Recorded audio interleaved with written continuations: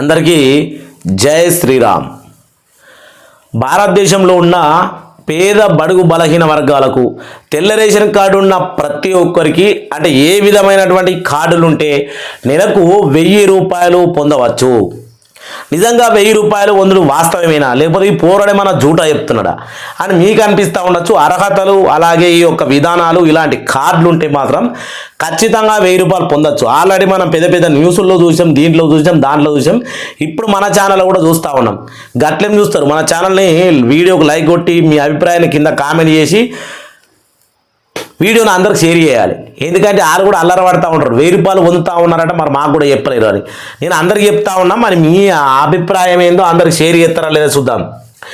1000 రూపాయలు పొందే కార్డులు ఇస్తుంటే నిజంగా 1000 రూపాయలు ఇస్తారా లేదా అని గుటగుట్టున్న వాళ్ళందరికీ ఇప్పుడు మీ గుటగుట్ట మొత్తం పోయే విషయాన్ని నేను చెప్పబోతా ఉన్నా. ఫస్ట్ రేషన్ కార్డు ఉందా, ఉంటే ఎటువంటి రేషన్ కార్డు ఉంది ఇది ఆలోచన చేసిన తర్వాత 1000 రూపాయల కోసం ఆలోచన చేయాలి. కొత్త రేషన్ కార్డు ఉన్నది, ఇక నియమాలు అయితే 2025, మనకు లాస్ట్ 2026లో వస్తాయి. ఇవన్నీ అన్ని రకాల కార్డుదారులకు నెలవారికి 1000 రూపాయలు పొందే ప్రయోజనం పొందండి అని ఇవ్వడం జరిగింది. అక్టోబర్ 18 నాడు వచ్చింది ఈ అప్డేట్. మనకు దేశవ్యాప్తంగా లక్షలాది మంది కుటుంబాలకు గణనీయమైన ప్రయోజనాలను తీసుకురావడానికి 2025లో రేషన్ కార్డుదారుల కోసం ప్రభుత్వం కొత్త నియమాలను ప్రవేశపెట్టింది.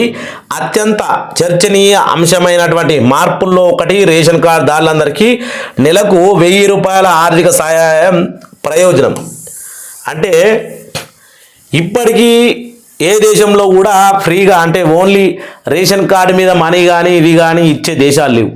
పక్కన చూసుకుంటే పాకిస్తాన్ కావచ్చు, మన యొక్క ఆసియా ఖండంలో పాకిస్తాను, శ్రీలంక, అలాగే చూసుకుంటే ఇటు మన ఇండియా, బంగ్లాదేశ్, ఇలా కొన్ని దేశాల్లో ఎక్కడ ఇచ్చు లేదు.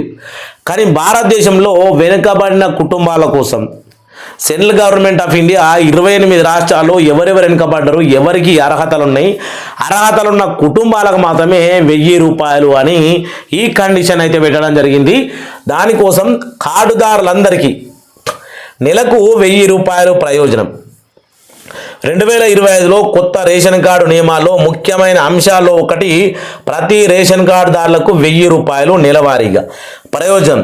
హామీ మరియు సబ్సిడీ ఆహార ధాన్యాలను అంటే దీనికి సంబంధించి ఆహార ధాన్యాలు కూడా ఉన్నాయి. వాటిని కూడా పొందడంతో పాటు కుటుంబాలు తమ రోజువారీ ఖర్చులను తీర్చుకోవడానికి అదనపు ఆదాయాన్ని కలిగి ఉండేలా ఈ ప్రయోజనం అందించబడతా ఉంది. నిష్ఠ సమూహాలను మాత్రమే లక్ష్యంగా చేసుకొని మునుపటి పథకాల మాదిరిగా కాకుండా ఈ యొక్క కొత్తగా నిబంధన అన్ని రేషన్ కార్డు హోల్డర్లకు సార్వత్రికమైనది. ఇది లక్షలాది మందికి గేమ్ చేంజర్గా మారనుంది. ఎందుకంటే ఒక్కొక్క కుటుంబానికి వాస్తవానికి రూపాయి కూడా ఉండదు, వాళ్ళ సంపాదన ఉండదు. కొన్ని కుటుంబాల్లో అయితే చేసేటోళ్ళు ఉండరు. మరి అట్టంటి వాళ్ళకు 1000 రూపాయలు ఇస్తూ బియ్యం ఇస్తూ అలాగే గోధుమలు అలాగే మనకు సంబంధించినటువంటి ఇంకా మంచి నూనె, ఇట్లా చక్కెర, ఇలా సంబంధిత ఆహార ధాన్యాలు కూడా ఇవ్వబోతా ఉన్నారంటే మరిగా మనం అదృష్టవంతులు అని చెప్పుకోవాలి. రేషన్ కార్డుతో పాటు అన్ని అనుసంధానించబడినటువంటి బ్యాంకు ఖాతాలకు చెల్లింపు నేరుగా జమ చేయబడతా ఉంది. అది ఎందుకోసం అని నేను చెప్తాను. ఇప్పుడు ప్రక్రియను సులభతరం చేస్తుంది మరియు జాప్యాలను కూడా తగ్గిస్తుంది. ఈ దేశ ప్రయోజనాలను పంపిణీలో మధ్యవర్తులు ఎవ్వరి జోక్యం ఉండే అవకాశం లేదు, చేసుకునే అవకాశం కూడా లేదు కాబట్టి తగ్గిస్తుంది.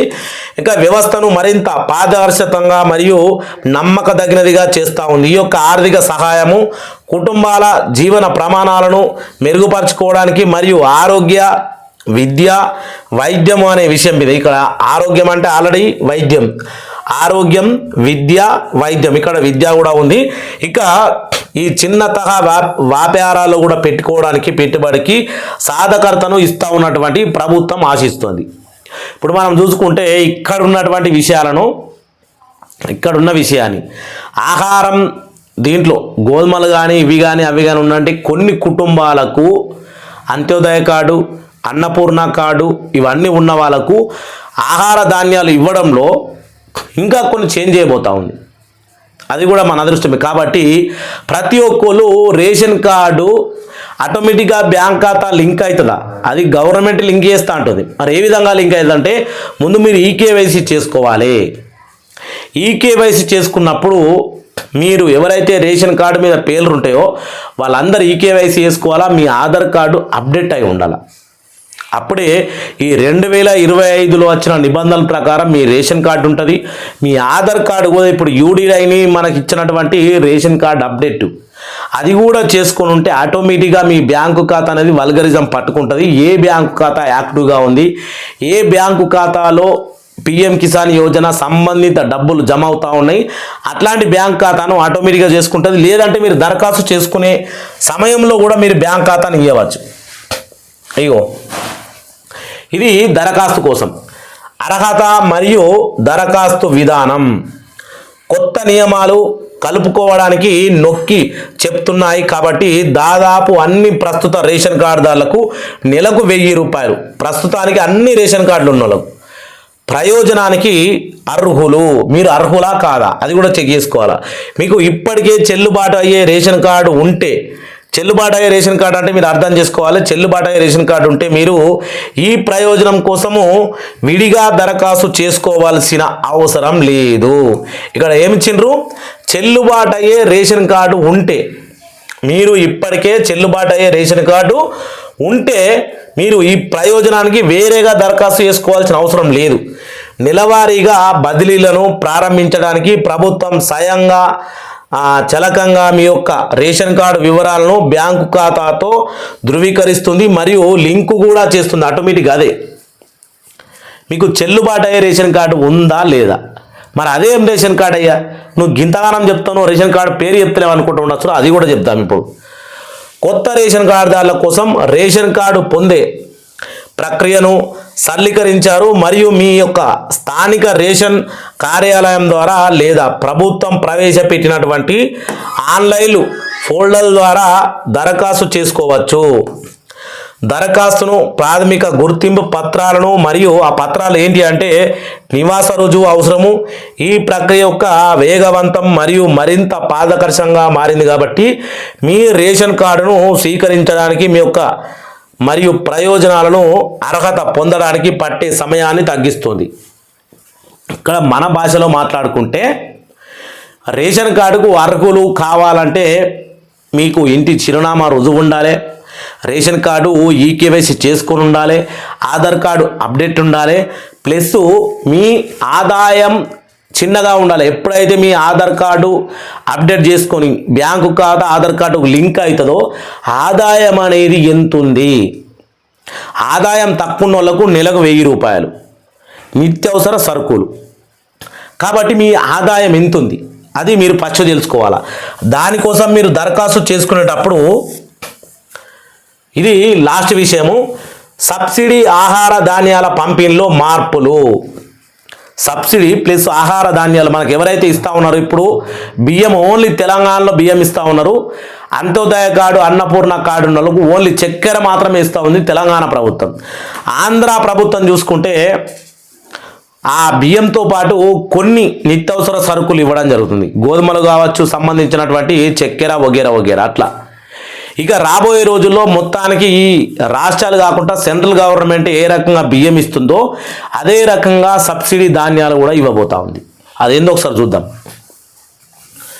నెలవారీగా ప్రతి నెల 1000 రూపాయల ప్రయోజనంతో పాటు రేషన్ కార్డు నియమాలు సబ్సిడీ ఆహార ధాన్యాలు పంపిణీలో సరళీకరణను తీసుకువస్తాయి. ప్రతి కార్డుదారునికి ప్రజా పంపిణీ వ్యవస్థ పీడిఎస్ కింద అందుబాటులో ఉన్న ధాన్యాల పరిణామాన్ని ప్రభుత్వం పెంచింది. దీనికి అర్థం కుటుంబాలు అధికత సరమైన ధరలను ఎక్కువగా బియ్యము, గోధుమలు లేదా ఇతర ప్రాధాన్య వస్తువులను పొందుతాయి. అంటే బియ్యము, గోధుమలు, చక్కెర, ఇంకా మంచి నూనె ఇట్లా పంపిణీ చేయబడిన ఆహార ధాన్యాల నాణ్యత కూడా ఉంది. ఇలా నాణ్యత కూడా మెరుగుపరిచారు. కఠినమైన నాణ్యత ఖచ్చితంగా తనిఖీలు మరియు రేషన్ దుకాణాలలో మెరుగైన నిల్వ సౌకర్యాలు ఉన్నాయా లేదా అని కూడా చూస్తారట.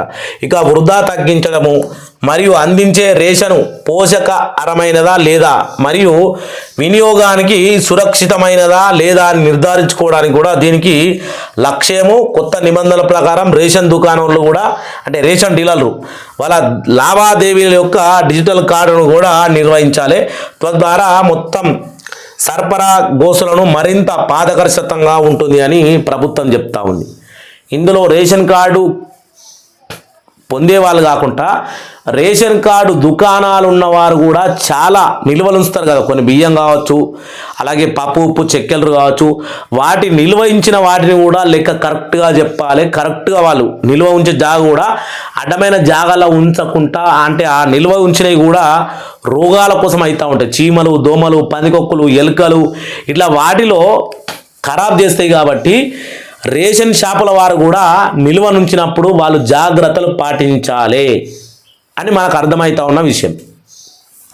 కాబట్టి వీడియో చూసిన ప్రతి ఒక్కరికి మీకు ఏమనిపిస్తా ఉందో తెలియదు, కానీ దరఖాస్తు ఏ విధంగా చేసుకోవాలి, దీనికి సంబంధించినటువంటి ఇంకా ఏమేమి డాక్యుమెంట్లు కావాలి నెక్స్ట్ వీడియోలో కట్టుకట్టినట్టుగా మీ కళ్ళ ముందే కనబడతా ఉంటుంది. Please like and share, subscribe.